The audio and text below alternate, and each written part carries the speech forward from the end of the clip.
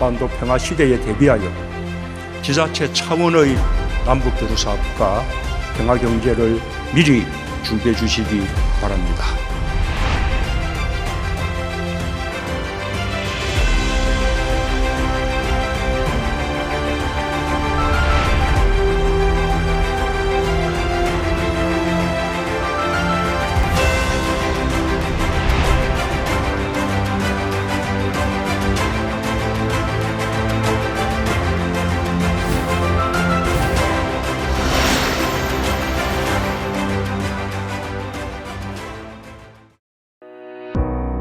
지방자치단체의 남북교류협력은 중앙정부와 달리 유연한 교류협력이 가능한데요. 지속적인 남북관계 개선을 위해서는 민간단체를 포함한 다차원적인 층위에서의 교류협력을 추진할 필요가 있습니다.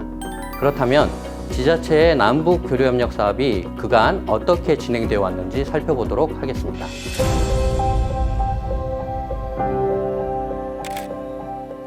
지난 시기 지자체의 남북교류협력은 시간의 흐름에 따라 사업의 성격 및 규모가 많이 변화해 왔습니다. 지자체 남북교류협력 초기였던 1999년에서 2005년까지는 인도적 지원을 중심으로 교류협력이 진행되었습니다. 1999년 1월 제주도 감귤 보내기 사업을 시작으로 북한과 인접하고 있는 접경지역 광역지자체를 중심으로 인도적 지원이 이루어졌으며 이들 광역지자체들이 추진해왔던 인도적 지원 사업이 성과를 내면서 다른 지자체들도 인도적 지원 사업에 보다 적극적으로 뛰어들기 시작했습니다.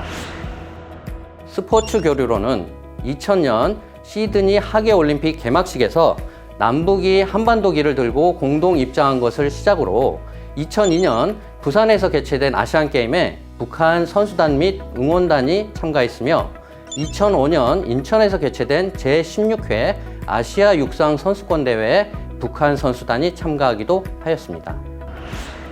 또한 전북 춘향 공연단이 2001년 평양을 방문해 공연을 했으며 서울은 2005년 7월 남북 전통 공예 교류전을 개최하였고 이듬해인 2006년 4월 금강산에서 윤희상 음악제를 개최하는 등 단기적으로 추진 가능한 사회문화 및 스포츠 교류를 지자체가 중심적으로 추진한 바 있습니다. 2006년은 지자체 남북교류 협력의 역사에서 한 단계 도약한 해라고 할 수 있습니다. 2004년 9월 북한이 국제사회에 인도적 지원 사업을 이제 개발 지원 사업으로 전환해 줄 것을 요청했고 국내에서도 그동안 북한에 대한 원조 피로감과 지속 가능성의 어려움으로 인해 개발 지원 사업으로의 전환이 국내에서도 본격적으로 논의되기 시작하였습니다.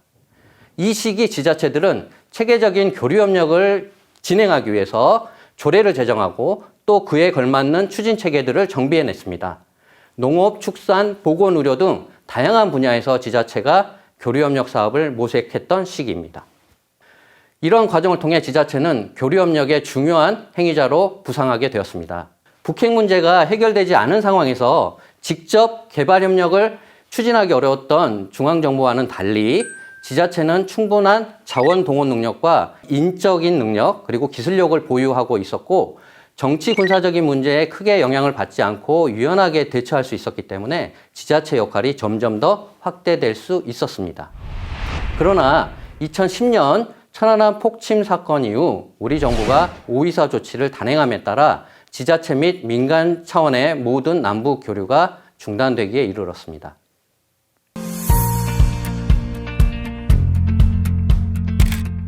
(1999년) 이후 지자체의 남북 교류협력 추진 경과를 살펴보면 향후 지자체 교류협력의 방향성을 우리가 확인할 수 있는데요. 남북 간 교류협력은 단순히 공여자와 수혜자라고 하는 일방적인 관계보다는 남북한 주민들의 상호이익이 증진되고 확대될 수 있는 방향으로 추진되어야 한다는 것을 알 수 있었습니다. 먼저 지자체 남북교류협력 사업의 첫 번째 성공 사례로 말씀드릴 수 있는 것은 경기도가 주도했던 말라리아 공동방역 사업입니다. 남북한은 접경을 맞대고 있기 때문에 한쪽 지역에서 발생한 재난과 재해는 바로 다른 지역에 영향을 미치기 때문에 접경 지역이었던 경기도, 인천, 강원도는 이러한 전염병에 공동으로 대비할 필요성을 갖고 있었습니다. 이에 경기도를 중심으로 인천광역시와 강원도는 2008년 북한과 말라리아 공동 방역 사업 추진에 합의를 하였고, 이후 2011년까지 매년 6월에서 9월까지 집중 방역 기간을 설정하고 공동으로 방역을 진행한 바 있습니다. 이 사업에서 지자체들은 방역 차량 및 살충제 등 방역 물품을 북한에게 지원하고, 환자 발생 현황 그리고 매개 모기 밀도 조사와 같은 정보를 상호 교환하기로 합의하였습니다.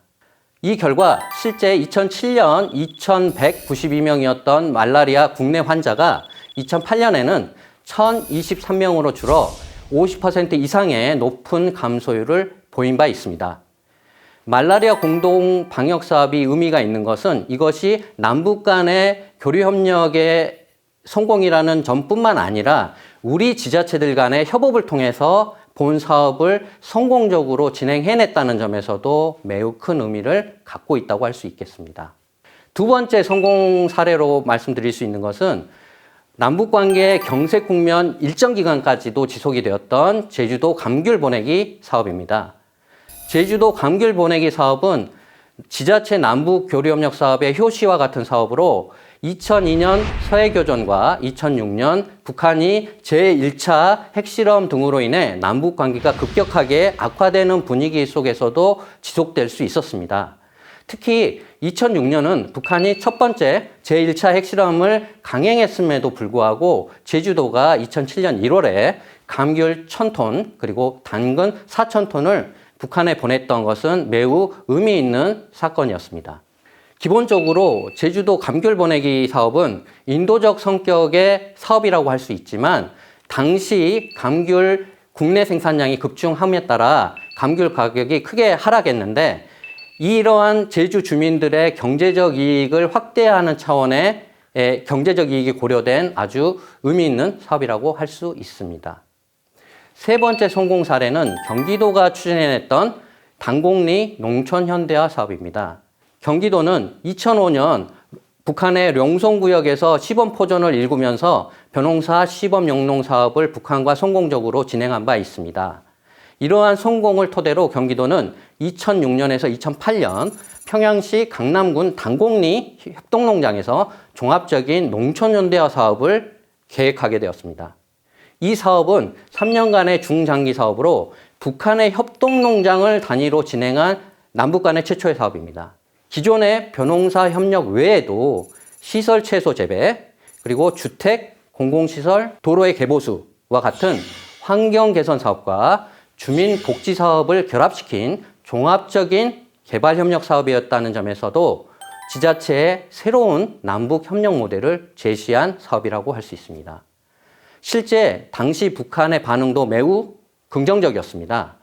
북한은 전국의 도단위 농업 담당자들을 한꺼번에 모아 기계용농에 대한 토론회를 개최하는 등 본 사업에 대한 높은 관심을 보인 바가 있습니다.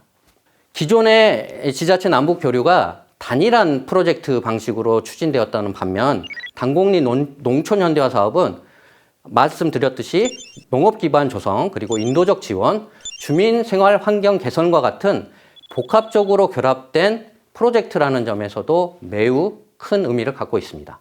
마지막 성공 사례로 말씀드릴 수 있는 것은 경상남도가 했던 통일 딸기 사업입니다.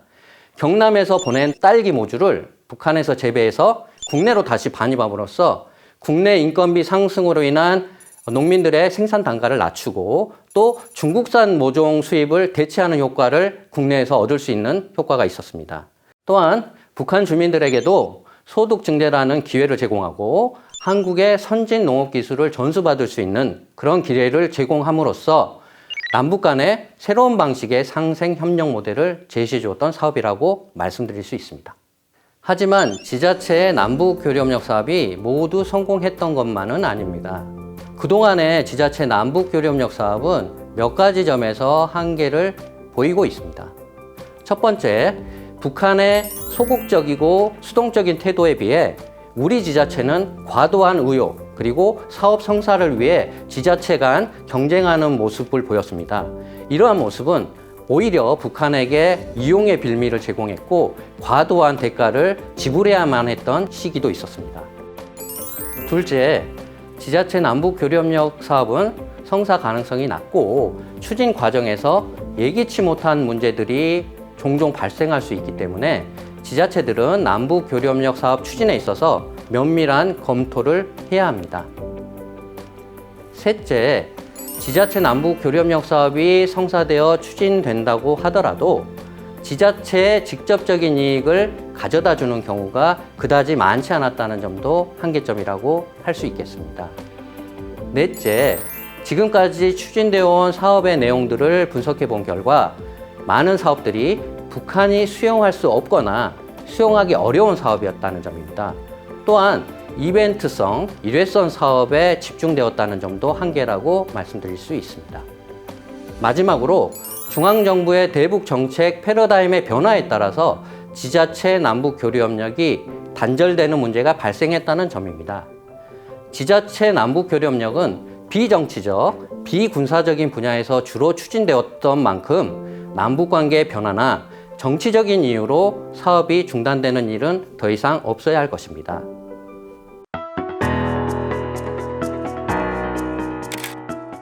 그렇다면 향후 지자체의 남북 교류협력 사업을 성공적으로 추진하기 위해서는 어떻게 해야 할까요? 첫 번째, 타당성이 높은 사업을 중심으로 추진되어야 할 것 같습니다. 교류협력 정책을 추진함에 있어 각 지자체들이 갖고 있는 제한된 자원, 그리고 지역 주민들의 동의와 합의를 넘어서는 정책을 수행할 수 없기 때문에 지자체들은 선별적으로 사업을 추진할 수밖에 없습니다. 따라서 각 지자체가 스스로 비교 우위를 갖는, 또한 지역적 특성을 반영한, 그래서 지역 차원의 이익을 제고할 수 있는 사업들을 우선적으로 추진하는 것이 효과적이며 동시에 사업의 성공 가능성도 높일 수 있을 것입니다. 둘째, 규모의 교류협력을 모색해야 할 것입니다. 예를 들어 김정은 위원장이 많은 관심을 갖고 있는 원산, 금강산 국제관광지대를 강원도의 구상과 제주도의 구상을 접목시켜 보는 것입니다. 이를 통해 필요한 재원을 효율적으로 확보하여 북한 당국과의 협상력을 높이고 교류협력 사업의 실천력을 제고할 수 있을 것입니다.